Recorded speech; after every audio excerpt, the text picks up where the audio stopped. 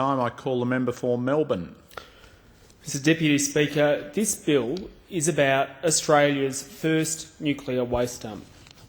This nuclear dump is dangerous and unnecessary. This nuclear dump is in the wrong place. This nuclear dump is opposed by the traditional owners. And this dump is being rammed through the parliament against the wishes of Territorians. Mr Deputy Speaker, I spoke at length this morning about the process chosen by the House Standing Committee on Climate Change, Environment and the Arts for conducting its inquiry into this bill. The cynically short, non-consultative and closed process by which it ultimately recommended the bill be passed with no further delay was far from a useful use of House resources. It was a waste of time.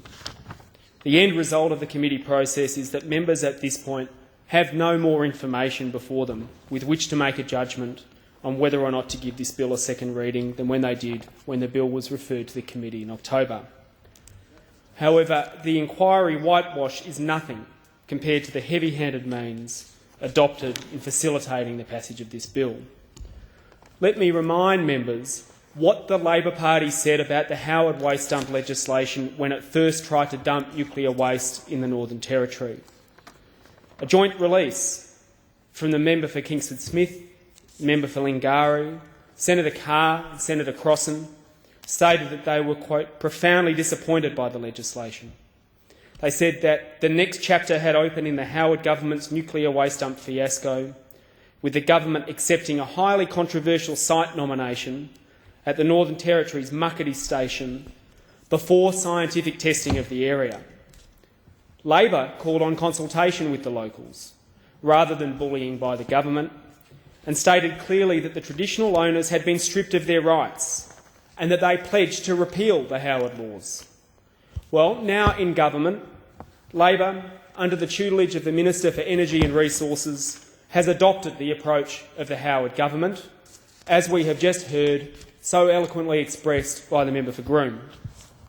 The Labor-era waste dump legislation, like the Howard legislation, overrides state and territory laws, suspends the Aboriginal and Torres Strait Islander Heritage Protection Act, excludes the Native Title Act and suspends the Judicial Review Act. The Labor legislation, like the Howard legislation, gives extraordinary discretionary power to the minister and allows him to operate with an absolute minimum of transparency. The Labor legislation, like the Howard legislation, ignores any commitment to procedural fairness and all avenues for judicial review.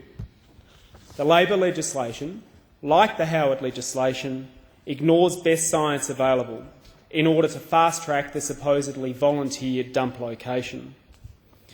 And the Minister Martin Ferguson's legislation, like the Howard legislation, completely fails to uphold international best practice, particularly in relation to securing community acceptance of the waste facilities. Article 29, Part 2 of the United Nations Declarations of the Rights of Indigenous People states that nations, quote, shall take effective means to ensure that no storage or disposal of hazardous materials shall take place in the lands or territories of Indigenous people without their free, prior and informed consent. And yet here is the Minister, mimicking the Howard government's best efforts to dump nuclear waste facilities on a community of people that do not want it. The last two governments didn't listen to us. You must be different, the locals wrote to every member of this House late last year. They said, we've been fighting for the last 5 years to say we don't want the waste dump in this land. Come and sit with us and hear the stories from the land. And all the while, the Minister is arguing that his consultations are complete. And that is because he inherited the deal done between a select few individuals living in the area and the former government, enabling him to claim that his obligations are finished. As a result, Mr Deputy Speaker, the traditional owners are taking action in the federal court. The first hearings of this process are on Friday, which might explain the government's desire to push this legislation through Parliament so quickly. Mr Deputy Speaker, how did we get to this appalling situation? How do we get from a situation where Labor in opposition can claim the local community was effectively bribed into accepting the waste dump on their land, to the Minister in the Labor government claiming the bill is ready to pass? while the traditional owners write heartfelt letters to all members of this place to have the minister come and meet with them? How is it that a Labor government is pointing to a few individuals with whom a deal is struck and using that to claim that the local communities have together been consulted and are content with this proposal? This Parliament should be in no doubt as to the regard in which the minister holds its members.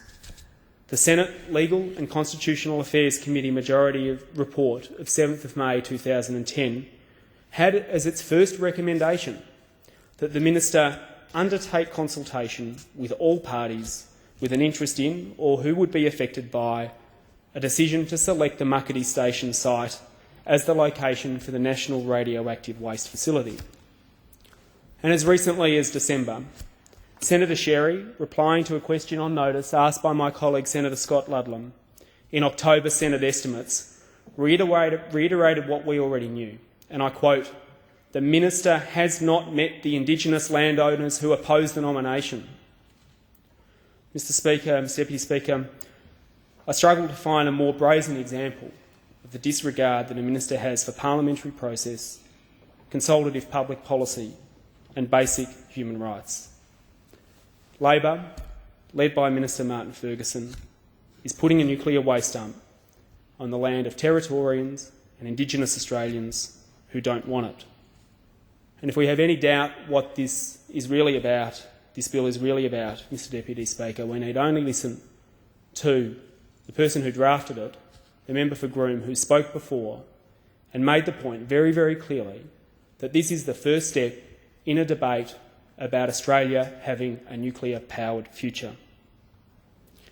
Given the disregard that this government, through its spokesperson in the Minister for Energy and Resources, has had for the Parliament, evident in its stubbornly proceeding with this bill while simultaneously ignoring the recommendation of the Senate Inquiry Majority Report, I move, in the terms that I think may have been circulated, that the House declines to give this bill a second reading until the Minister for Resources and Energy acts on Recommendation 1 of the Senate Legal and Constitutional Affairs Committee Majority Report of 7 May 2010, namely that the Minister undertake consultations with all parties with an interest in or who would be affected by a decision to select the Muckaty Station site as the location for the National Radioactive Waste Facility. And I would ask all members whether or not they support nuclear power, whether or not they support nuclear waste being dumped in Central Australia, to ask themselves how they can oppose an amendment that simply asks the minister to meet with the people in whose backyard this waste dump is going to be. I commend the amendment to the House.